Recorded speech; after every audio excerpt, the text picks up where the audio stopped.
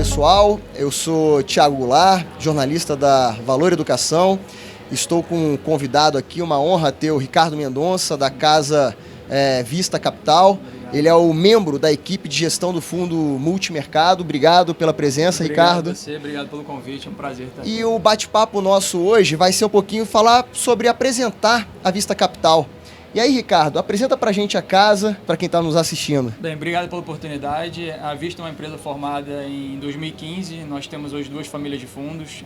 Uma família de fundos de ações, que é formada pelo FIA, basicamente. É um fundo bem tradicional, que só opera Brasil.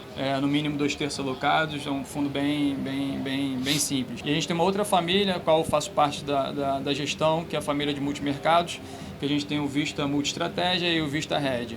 Basicamente, os dois fundos são hedge funds tradicionais, que operam todas as asset classes, e opera não só Brasil, diferentemente do FIA, a gente opera todos os mercados em todos os países. Então, basicamente, a estrutura que a gente tem atualmente é essa.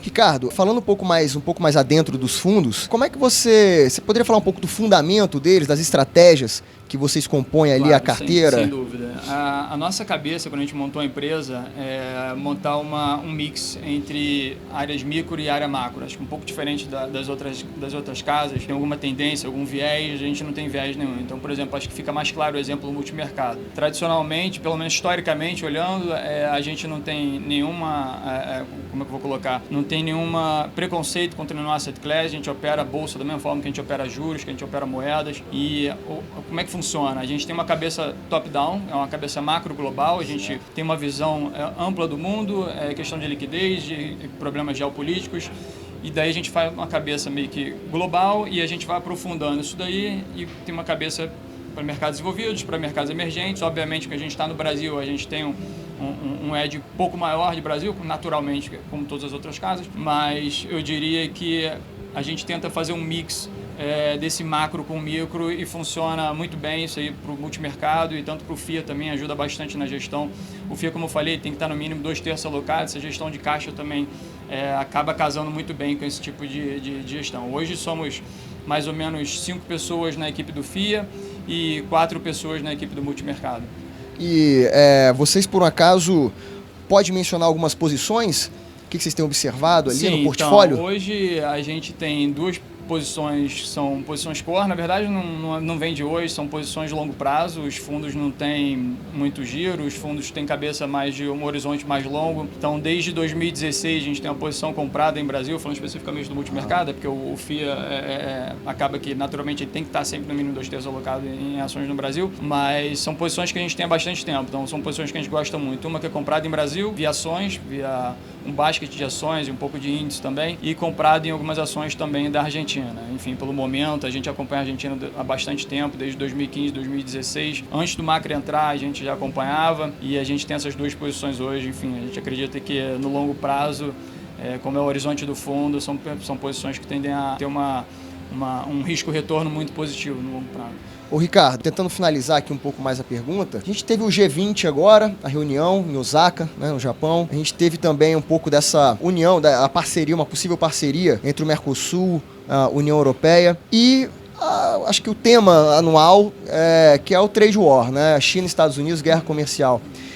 Qual é o prognóstico que você está vendo aí para um futuro próximo, China e Estados Unidos e essa possível parceria, né? Então, Mercosul, União Europeia? Realmente, quando você tem duas potências disputando espaço no ambiente global ao mesmo tempo, normalmente você vê conflitos se acelerando muito intensamente, né? Então, hoje em dia, a China é uma ameaça para os Estados Unidos em vários sentidos, né? Tanto questão de hegemonia econômica, a participação do PIB da China no PIB global vem se acelerando bastante nos últimos anos, últimas décadas, enfim.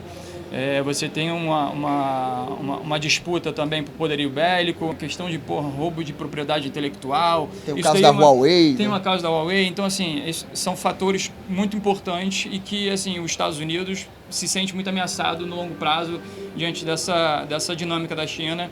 E assim, então eu acredito que não vai ser uma coisa que vai se resolver no curto prazo. A forma que o Trump achou de resolver isso daí, ou pelo menos atacar no curto prazo, é implementando tarifas em cima da China. Hoje já tem 250 bilhões de dólares de importações americanas com 25% de imposto de importação, e estava uma ameaça de colocar mais em cima de 300 bilhões, que o total de importação dos Estados Unidos da China era de 540 bilhões, então existia essa ameaça e agora parece que postergou um pouco. Mas enfim, eu acredito que, como a gente vai ter eleições nos Estados Unidos muito em breve, fica difícil para o Trump levar essa disputa, essa briga, apesar de assim, essa briga ser muito bem vista nos Estados Unidos, tanto por democratas, republicanos, essa disputa contra a China, essa briga contra a China é muito bem vista na sociedade. Eu acredito que isso possa ameaçar muito, impactar muitos mercados, e enfim, o Trump não é nada bobo. Eu acho que ele pode botar uns panos quentes aí até as eleições, e depois das eleições ele pode apertar um pouco mais isso daí, né? Acho que, desculpa, complementando sua pergunta, nesse contexto, acho que assim, o Brasil está bem parado, a gente tem reservas suficientes, timing para essa questão não é tão importante.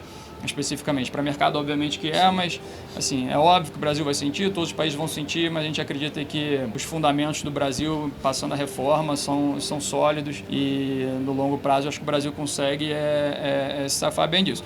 Fora isso, você também não tem mais medo de enxugamento de liquidez, né? Você vê os bancos centrais do mundo todo agindo de forma mais soft, né, mais dovish, como a gente chama do mercado. Enfim, o mercado já precifica cortes de juros. No final do ano passado ele precificava mais alta de juros, agora já está precificando corte. Então assim, não existe mais aquele medo que a gente via nas últimas recessões de que o Fed poderia ser o trigger, acelerar a economia, entrar em recessão. Então esse risco parece que não existe mais. O trade war parece que está meio contido, pelo menos até as eleições americanas. O Brasil passando por esse processo todo de reformas. Enfim, a gente acredita que, enfim, toda essa proteção que a gente tem por reservas internacionais, a gente acredita que o Brasil está muito bem parado, né? Assim, nossa cabeça macro é mais ou menos essa. Obrigado, Ricardo, pela presença aqui mais uma vez.